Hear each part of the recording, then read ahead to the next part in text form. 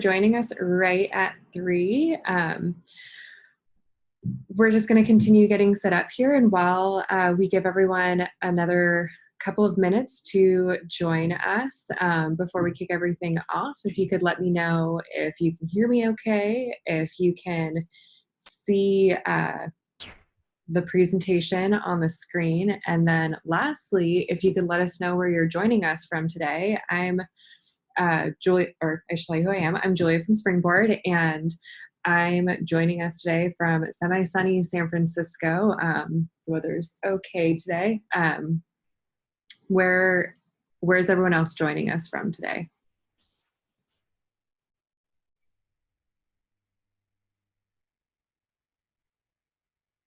Oh, Los Angeles, Little Rock, Costa Rica. Ooh, that sounds really nice. Minneapolis, Brisbane, Daggone. Texas. The weather's better in LA. Is it hotter over there? Probably. Singapore. Wow. Toronto, Netherlands. Where are you joining us from today, Ryan? I'm at my home office in rural Vermont, middle of nowhere. Bangalore. Let's see, we have. No, it doesn't look like we have anyone on yet from your neck of the woods. No. But it's still early. And so I'll let you, Ryan, take it away when you're ready. And Cool. I'll be back here on mute and in the background. Cool. I'm just giving another 30 seconds to let people finish filtering in. Actually, you know what? I guess I can start by introducing myself. This is Life of a Data Scientist and How to Become One. All right, let's make sure this is working. There we go. I am Ryan Harter. I'm a senior staff data scientist at Mozilla. I work on Firefox. And recently I've been working on building our experimental pipeline, which is the tools we use for answering questions about how our product works for our users. I'm Harter RT on Twitter, and if you want to read more, I have some stuff on my blog there. Life of Data Scientists and How to Become One. This is what we're going to cover. We have a lot of ground to cover, so I might move a little quick. But we'll start with what is data science, trying to define that term, which is notoriously difficult. We'll talk about different data science roles and how they drive value for the organizations that hire for them and what types of organizations you might see hiring. I'll take you through the data science process, what data science looks like day to day. And I'll take you through a day in my life, which characterizes data science in like an actual day of work. Finally, we'll talk about moving into data science, which is stuff about interviewing and finding the right job position and finding the right fit for you, since it is a pretty broad industry. And then we'll move into Q&A, and I'll give you all a chance to ask me some questions. I'll try to leave about 10 minutes at the end. Cool. So what is data science? I laugh a little bit because this is still not really well defined. It's still very new. Data science is still very new as an industry, and the people who are hiring for data science don't really know what they're hiring for a lot of the times because it's a very broad term. There's a lot of people working with data. There's a lot of new data being created frequently. But we don't really know the right process for producing insight from that data. And because it's very broad, it's very difficult to define. It's very difficult to find one role that is data science and one role that isn't data science. So I'll steal from a data scientist that I respect, Hadley Wickham, who's a rock star in the R universe. He's worked on a bunch of packages that you've probably heard of. And he calls data science the process of turning data into insight, which is a good start. I'd say that it's a little broad, right? So there's a lot of people working with data that maybe aren't necessarily data scientists. So I'd tighten this up a little bit to say that this is a process of turning data science into insight, especially when the data is very big. So this is big enough to be difficult to work with. So like big enough that it's difficult to process on one machine, or you have to start working with distribution. Or another good qualifier is maybe if the data is very raw. So this is like far away from something that you can make a decision from. I think the classic example here is log data. So this is, if you have a log of how people interacted with your website, turning that into, oh, these are my most valuable users, can be a very difficult proposition. It can take a lot of time to turn that data into something we can make decisions with. Cool. So this is roughly what data science is. I think it's interesting to talk about how data science interacts with an organization. So generally, data science, so I'll recharacterize this. This is about how data scientists provide value to an organization. Why would an organization hire a data scientist? And that'll help characterize what data science is. So for a company that has a data science team, they're looking for the data science team generally to provide anxiety reduction for the business. So there's this problem where, as a business, you don't always know what's going on with your users. So I like to compare this to a brewery. So I volunteer at a brewery close by on the weekends, and when I'm working in the brewery, customers come in. They come in through the door, and a little bell rings, and they come over to me and they ask me for a thing, and I give them a beer, and they give me money, and then they sit down and drink the beer, and I can hear, just by listening to the conversations, how busy of a night we're having, and I can see the users, and I have this sense about how well the business is doing at any given time. And I'd be able to track whether or not we were doing worse than I expected to be, and I'd be able to track downturns in our business. That is not the case for a company the size of Firefox, especially since our users are all over the world. So the data science team that I work with helps to give the business senses. It helps us realize or recognize whether our users are happy or unhappy, and whether or not we're like getting more or fewer users. Another type of value that a data science team can bring to a business is grounding them in reality. And this, what does this look like? This looks like, so usually this happens after a business has spent a lot of time working on a feature or some launch or a product, sending it out to the market, and having it just not met with any fanfare, right? They thought it was going to be spectacular. It turns out that it's not super useful. And this, in the tech world, is characterized by the mantra, you are not the user. The folks building things like Firefox are very dissimilar from the people who are using it often. Same thing at these other big tech companies, right? The folks who are programming are not the same folks that are using the tool. And it creates this disconnect between you and reality, which creates anxiety, right? So this is the same thing as before. You don't really know what's going on in the world. You want to have a better grasp of what's going on with things that you can't see directly. And then there's this third example that I include here, and I call this productionizing insight. But what can happen frequently is you can have executives who are in charge of making these very difficult decisions, but they can turn into a bottleneck in a company, especially when they have a lot of institutional knowledge. If they can turn that knowledge into metrics, into things that you can track and distribute to other people, then you can reduce that bottleneck a little bit. You can say, okay, well, you don't need to worry about this thing if it makes this metric go up. Most of the time, that'll be the right thing to do. And data scientists can help you define those metrics and track whether or not that metric's actually going up or down. So, summary, these are a few ways that data scientists can be driving value for an organization. Often it's working directly with the executive team and helping them understand what's happening in the world and helping them make decisions better and reduce some of the anxiety around making those decisions, being sure that they're making the right decision.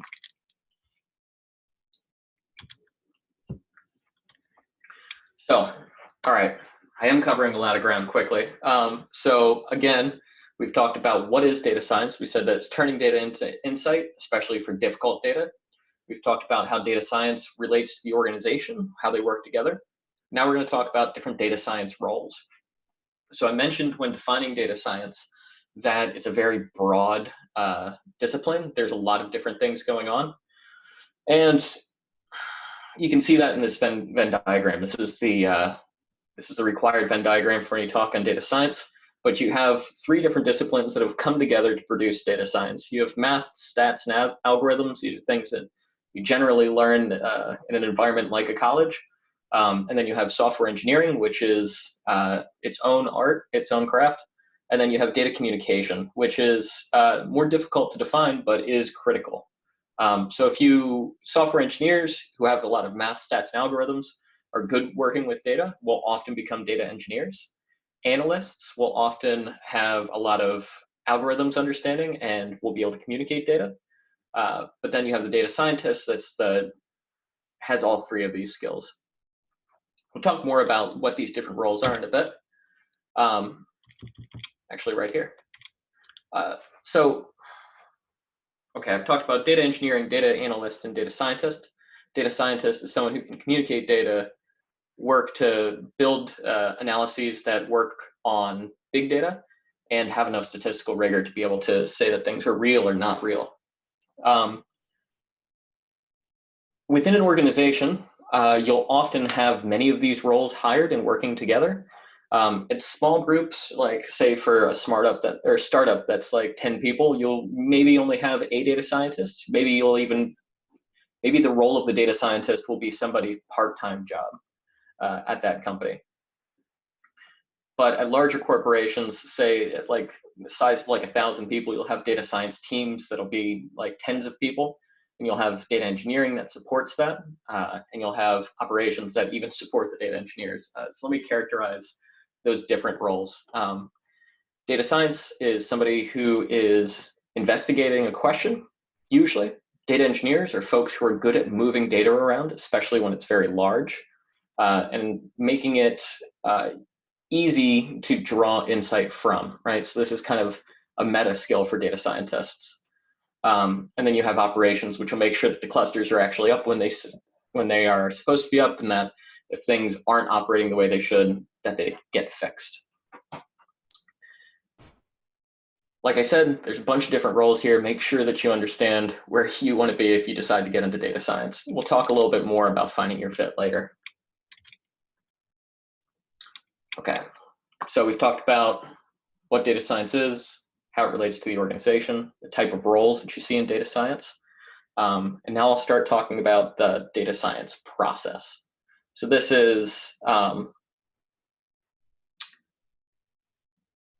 the process of turning data into insight. So this is the stages that you go through when you're trying to accomplish data science. So I'll just give a quick overview here, and then we'll talk about it on the next few slides. But you start by defining a problem. You start with something that you want to understand better, or a question that you want to answer. You move on to collecting data to answer that question. Then you enter this loop at the bottom here, where you oscillate between understanding the data and exploring the data, so making some assertion about the data, and then analyzing whether that's true and whether you really do understand, and then going back and forth until you feel like you completely understand what the data is saying. So I'd say that these two groups at the bottom here combined are the process of understanding what the data say. Then you move on to communicating your results and finding, and this is where you take what you've learned and you make it something that the company can use, and you communicate that out. Cool. So I'll characterize this process. So we've talked about this flow chart here. I'm going to talk about a project that I sat next to but didn't actually work on when I was at Firefox. So we have this feature called container tabs. What this does is, so it allows you to isolate personas when you're online. So you can have your work Gmail and your personal Gmail sitting next to each other, and they don't know that they're both in the same browser, for example. So I'll take you through how we would actually analyze whether this change is useful. This is a pretty canonical data science question, at least at a tech company where we're trying to run A/B experiments and figure out whether features are good for our users. Cool, go through this step by step. So, like I said, we start by understanding the problem. And this usually looks like sitting down with the person who owns this feature, who built this feature, and asking them, what does it do? What are you concerned about? Like, how could this break the user experience? And what do you think this is going to do for your users? How would you characterize success? What does a happy user look like? How do we win? So we sit down in this meeting and I try to build an understanding of what this feature is and then how we're going to measure it. Once I understand why they're coming to me, are they trying to figure out if this feature is good? Are they trying to figure out if this feature is good enough to launch, which is kind of a different question, or some other thing? You know, if they're trying to figure out if it causes pages to crash, which may be a more narrow question. Once I understand what they're trying to figure out, I can help them collect data.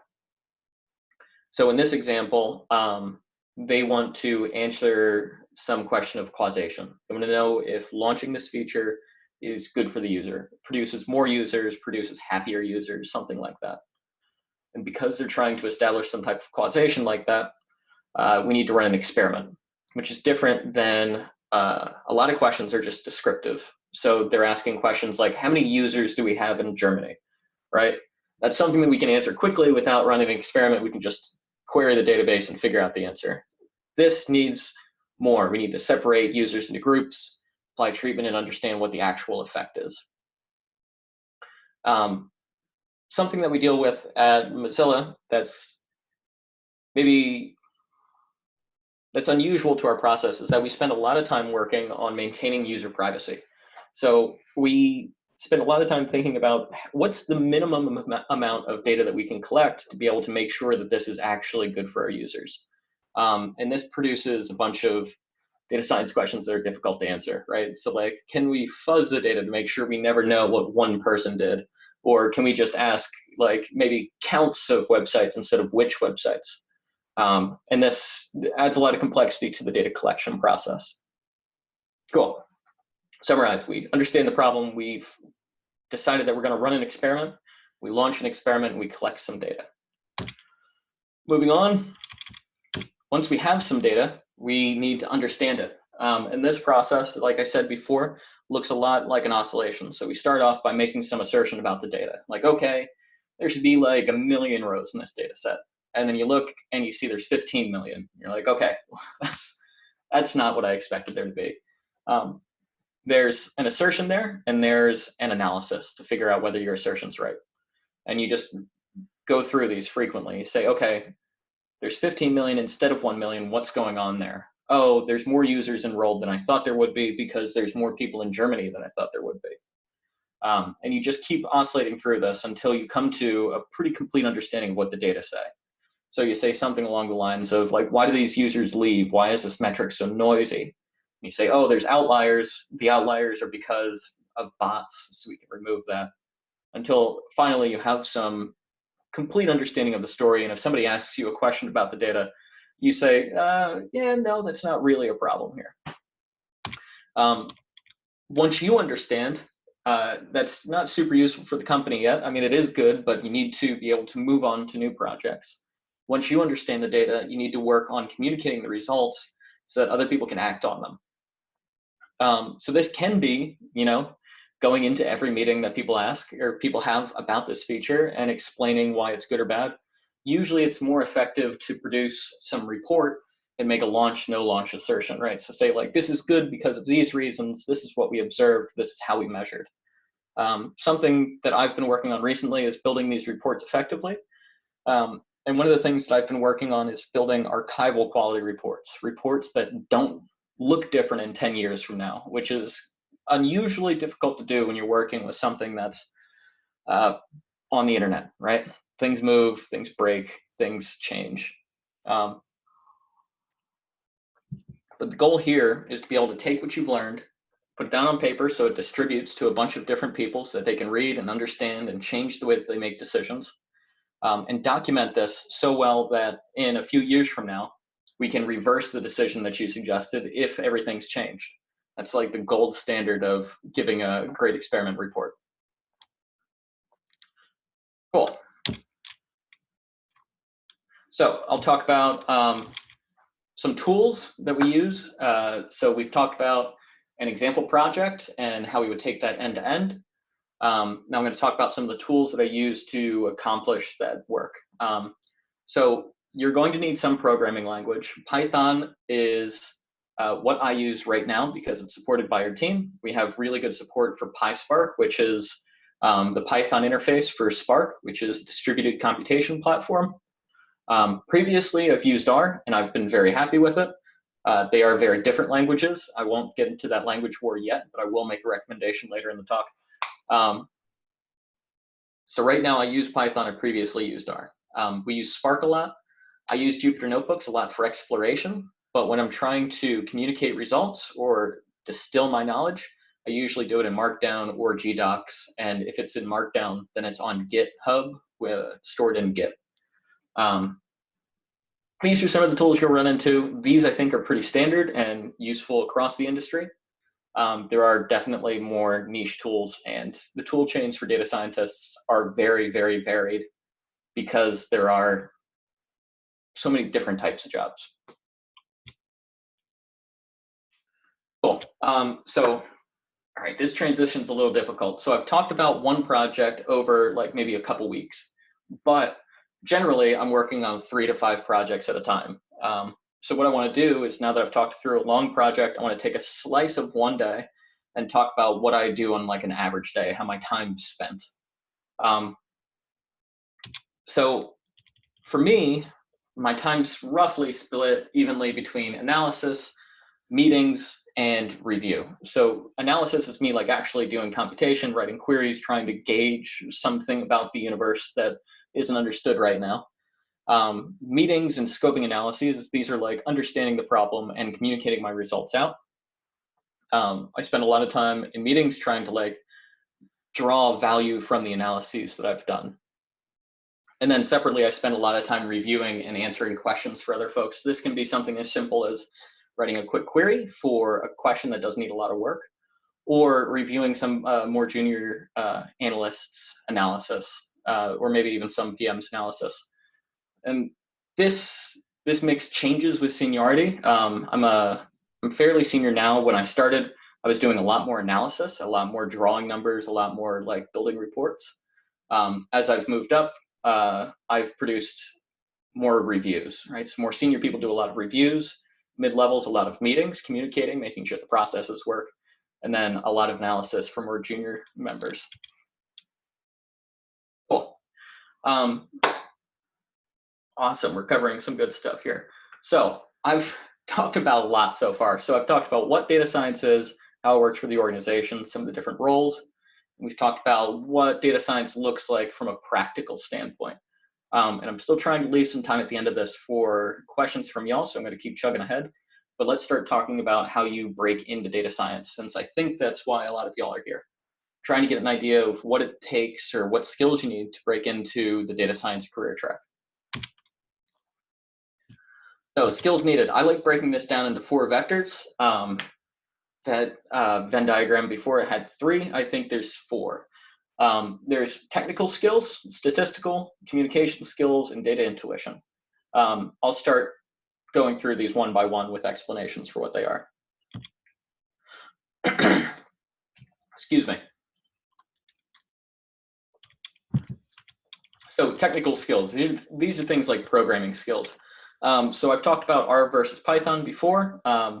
You need at least one of these. You need to have some programming language under your belt if you're going to be successful in the data science industry. Python, I think, is more general purpose. I characterize this by saying that Python's maintained by computer scientists and R is maintained by statisticians. Python can be more general purpose, better if you need to do some scraping or something general like that. But R is great for running statistical analyses. There's a lot of things built in that haven't caught up in the Python world. If you're trying to build things like visualizations, or you're trying to make very quick progress as a data scientist, R can be a very useful tool there. So we've talked about a programming language, one of either R or Python. SQL, you need to understand SQL, at least some of it. SQL is data's lingua franca. Everybody knows SQL, and very frequently when you're talking about data, people will start expressing their ideas in SQL statements, just like, how do you manipulate the data? What is this data that I'm looking at? It's not, it can be difficult to get started. It's more difficult to know when to stop. You can get into some really deep stuff, and there's a bunch of different dialects of SQL. Once you understand some group bys and some joins, it should be enough to get you through the interview and get you working with data. And then a little separately, we have data visualization. Data visualization is a little bit of a tricky subject because data viz is it's its own discipline by itself. Data science is a big thing, but it doesn't include all of data visualization. You could spend the next 4 years getting a doctorate in data viz and still maybe not be a great data scientist. Likewise for becoming a data scientist and not knowing a lot about data viz. You do need to understand some bit of how to visualize data. I'd focus on exploration, which is I have this data set and I need to understand something about it. Put up a plot and you can get much more information quickly. Presentation is more of like the visualizations that you would see in the New York Times. They're meant to be seen by a lot of different people and understood by many people. Usually when you're doing data scientists, your graph only needs to be understood by you and some teammates who already understand the data pretty well. Focus on tools that allow you to explore quickly, like ggplot. Maybe not so much on tools that let you present, like D3. Again, loose guidelines. So for each of these vectors, I list a candidate that tends to be very strong in one of these vectors, and software engineers tend to be very strong in the technical skills. Maybe not so much in some of the other skills. Let's go through some of the others to talk about that. Statistics.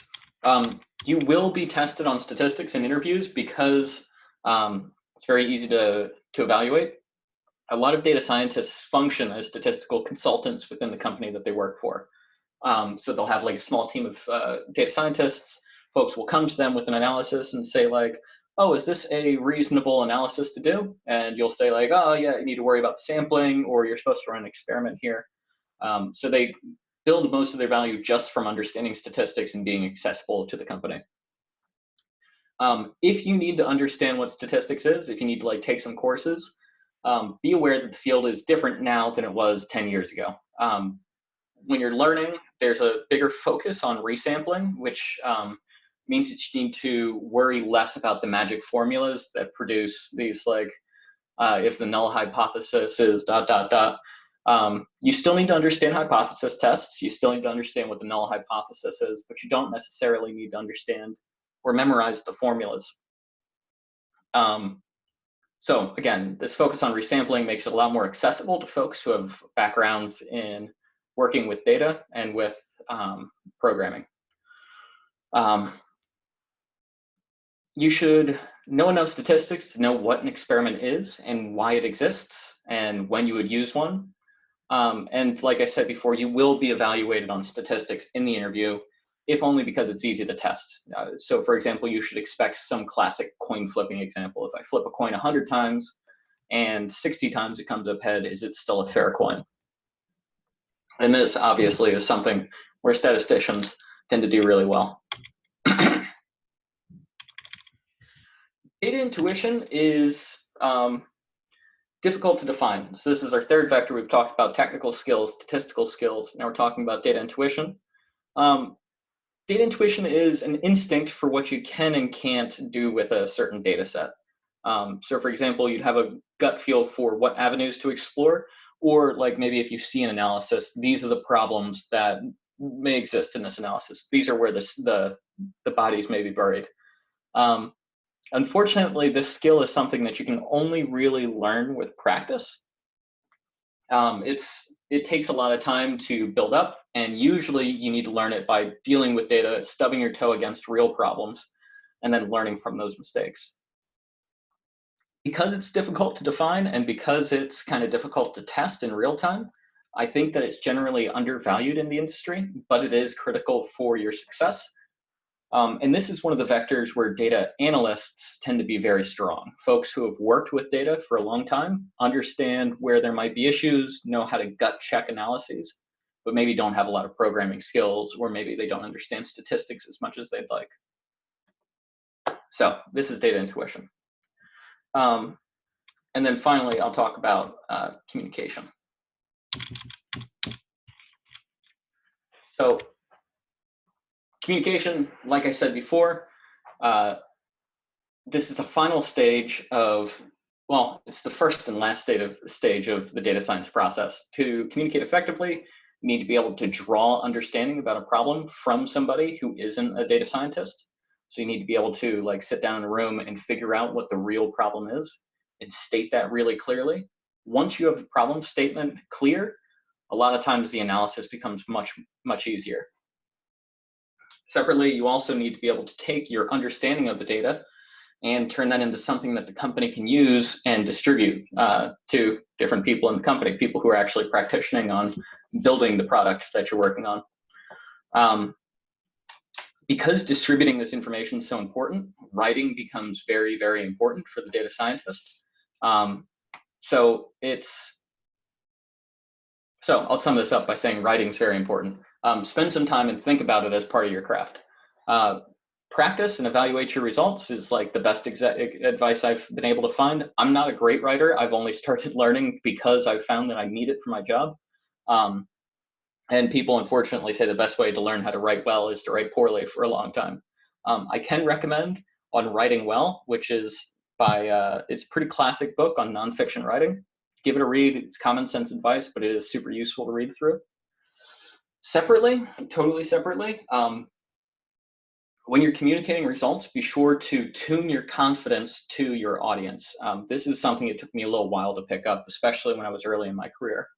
So I used to work as a consultant, and when I would sit down with salespeople trying to describe how confident we are in our analysis, they'd say, "Are you absolutely certain that this result is right?"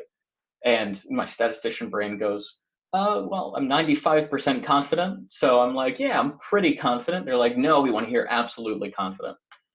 To someone who's in that role, like 75% confident is absolutely confident. So like you need to translate those scales a little bit.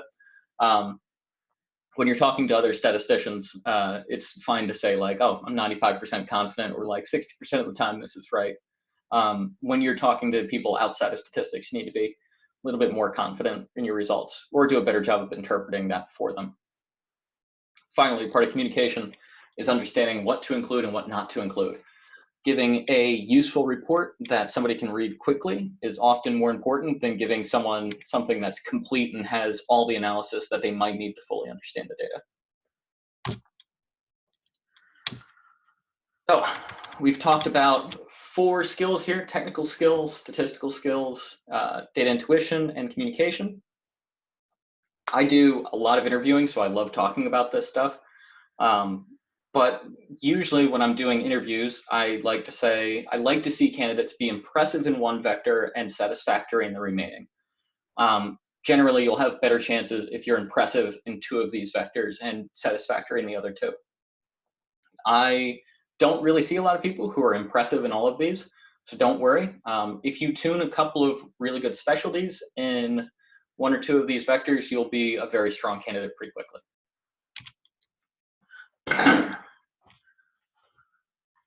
So, all right, we've talked about the skills you need. Let's talk about building a portfolio here. So building a portfolio, it's a set of projects that you've worked on with results. And this is great because, so 2 things. It gives you some accountability. It shows that you've actually worked with real world data, which also helps you bootstrap this data intuition skill, where a lot of people are very deficient when they're coming into the job market from outside of data science. That is, folks haven't always worked with real world data before, which causes problems during the interview process. So this portfolio helps you build that data intuition, and it helps you get past the first stage of the application, because the hiring manager can see, okay, this person has actually worked with data before. Gives you some authoritativeness. So this allows you to show off how you think and write to the hiring manager, which is great, and it also helps you build the end-to-end skills you need to make it through the interview. I strongly encourage you to find some mentorship if you're trying to get into the data science career track, or into data science in general. Your mentor can help you stay accountable, which is super useful, but your mentor can also help you tune in what you need to learn. So I characterize this by saying, if you know that you don't know enough statistics, you need to read an entire statistics book to figure out what you don't know.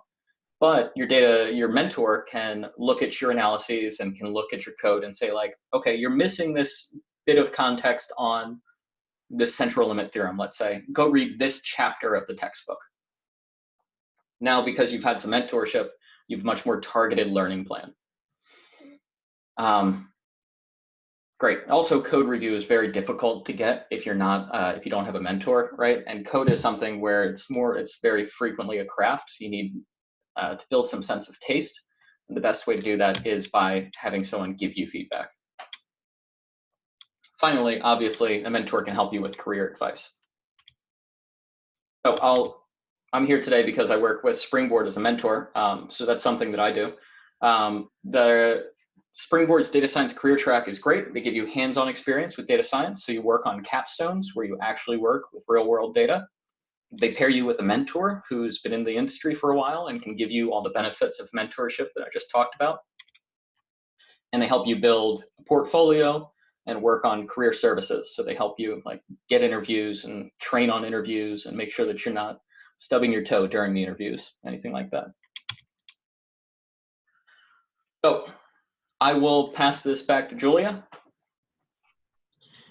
Great, thanks, Ryan. Yeah, so as Ryan just mentioned about the data science career track, it really equips you with all of the tools and experience that you need to land a job in data science. And what we've learned from our students is that mentorship is the biggest missing piece, because the mentors are really the ones that bridge the gap between what you're learning and the practical application of your learnings in the real world.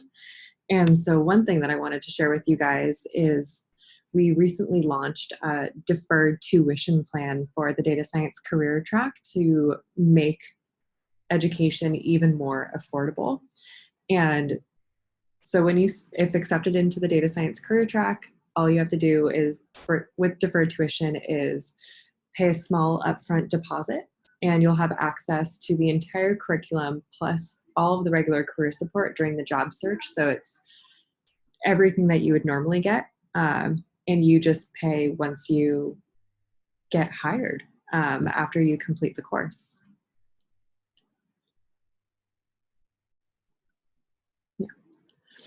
And then as a special thank you for joining us today, I'm trying to keep this quick so we can get to the Q&A, but as a special thank you for joining us, we wanted to give you a special scholarship if you apply before September 17th that you can use to enroll to get $500 off. And the scholarship is just listed there on the slide. So you can use that when you enroll. And I'll go ahead and put the links for the data science career track to check it out and learn more, and as well as our deferred tuition page. So that way you guys can check it out and get all the information that you need and get going on your journey into data science.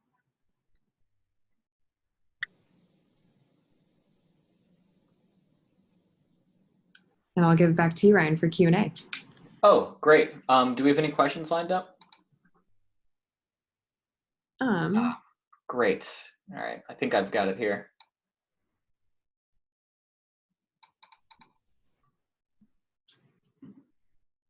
Cool. A couple of these look like they're questions to Springboard. I'll answer what I see that appears to be for me. So advice for new grads. So this kind of depends on what kind of graduate this is. So if new grads for undergraduate, it can be really difficult breaking into data science, especially without some career experience. I often recommend either going to data engineering if you have some computer science background, which is a little bit less working with the analysis side of things, and a little bit more of moving the data around. This only really works if you have a specialty in computer science. If you don't really have the specialty in computer science, but do have some statistics background or do have some mathematics background, you can work as an analyst for a while, is something that I did for a long time and worked out for me. Your career counselor with Springboard, if you choose to go that route, will have some stronger advice on how to work as an undergraduate, graduate. Masters and doctorates generally have a lot of really good high-level understanding, but often lack data intuition. I'd recommend picking up some real-life data science projects, right? So things like the capstone project with Springboard, picking a real-world data set and trying to draw some insight from it. And Let me take a look at the chat log here and see if there's anything that I'm missing. So I can answer Ram's question super quick. No, we don't currently have any courses about data engineering. But it looks like there are a couple of questions in the chat. One of them is from Philip, and he's asking, how important is it to have a strong technical and statistical skills and experience when you want to build your own data science team inside of a larger organization?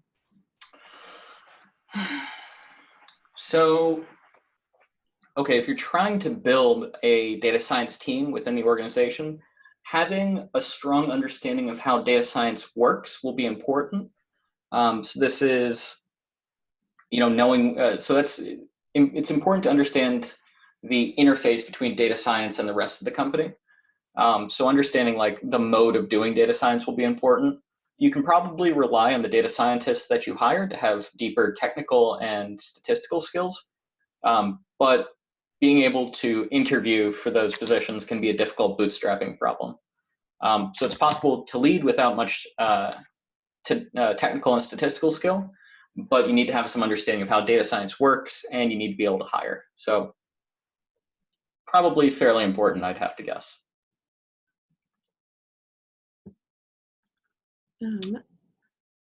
Another question we got is from Brian, and he was asking if a master's in analytics is sufficient if the program is with a highly accredited university. Yes, we've worked with folks who have masters of analytics. Depending on what the program is and their focus on like real world applications, that can change how job ready someone is. But generally, folks coming out with a master's in analytics are capable of working in a junior data science position. Again, remember, we often evaluate for data intuition, which can be difficult to pick up while you're in a master's program. So be sure you're working on real world problems, or like maybe have some type of an intern or externship. Great. And another one that we got is from Mike, and he's curious about the biggest shift that you're seeing in data science currently, and where you think the key skills are needed in, let's say, 5 years. Yeah, so one of the things that I've been working on recently and I'm seeing in the industry is that data scientists are working on building more reproducible analyses and things that age better. For a long time, we've been focusing on what I've been calling this first stage of analysis, where you're trying to move quickly and understand the data quickly, come to a decision, and then your analysis kind of just sits there and ages. And often they age very poorly. So archival quality reports and reproducible reports, I think, are going to become very important in the industry. And I think that's going to require a more engineering-like tool chain, because once you've gotten through the analysis standpoint or analysis process, you need to turn it into something that holds up better to time, which looks a lot like computer science or coding, that kind of thing. Awesome. Thanks for that, Ryan. And there's a question from James that I'll jump in and ask. He's curious about the type of jobs that Springboard grads usually get after the program. So I'll put a link to this in the chat to our student outcomes for the data science career track. But majoritively, over 50% of our students accept an offer in a data science role. So meaning data analyst, data scientist, data or machine learning engineers as well. And the other students will accept an offer in business analyst roles, non-data science roles, so engineering, and then some consultant and advisory roles. But I'll go ahead and share that with everyone in the chat, and you can take a look through a little bit more in depth on how long it usually takes our grads to get hired, the salary distribution of accepted offers, things like that. And there are some other questions that are coming in as well. It looks like there's 2 more questions in the Q&A. I'd like to get to both of these real quick, if that's all right. So how important is it to have domain industry experience? for data scientists, data science. So I think that it's very important. I think especially if you're trying to drive value for the company, there are some research level positions where you can be a little bit more removed from the front lines of the business. But often you can get hired without having a great understanding of the business, and they'll teach you the business while you're there. Folks are learning that picking up data science takes a lot of experience, especially building the intuition and understanding how the process should work to communicate effectively. And that startup time makes it prohibitive to teach people who have industry and experience data science. So a lot of times folks will pick up data scientist who's interested in the industry and teach them about the industry. And then there's the last bit here. I mentioned that statistics has changed for data science, and they're asking for me to elaborate. I may have misspoke. The way that folks teach statistics these days has changed. Statistics for data science is still very similar to where it was before. Now folks, when they're teaching data science to people who don't understand statistics, will focus on resampling techniques like the bootstrap or the jackknife, these types of things, instead of focusing on like maybe running through the calculus definition of these metrics or of these ideas.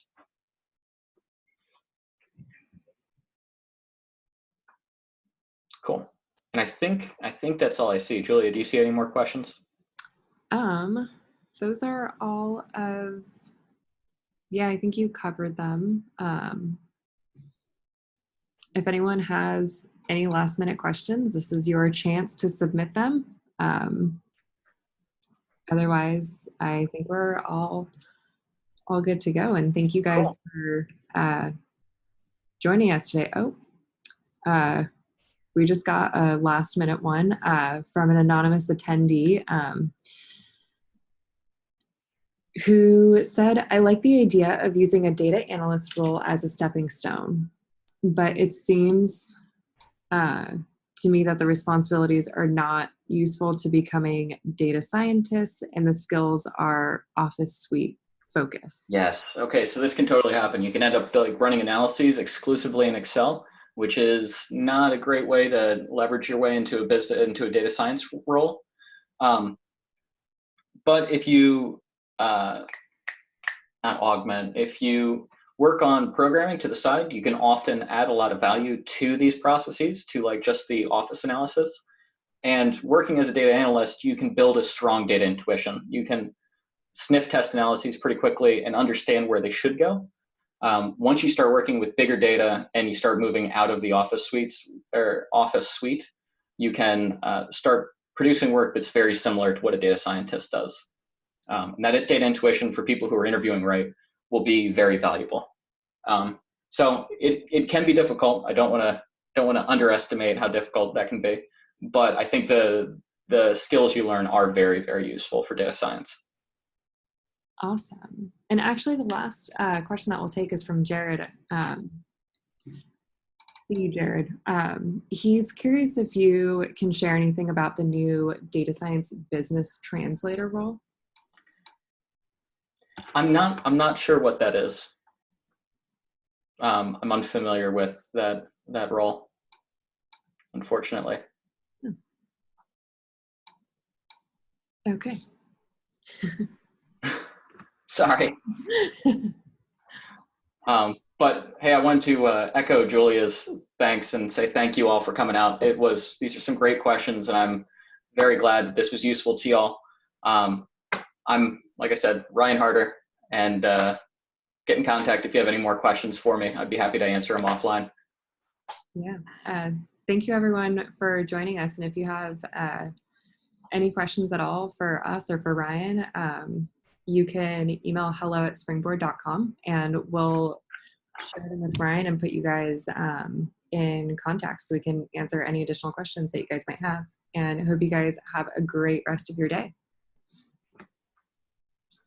All right, y'all. Take it easy.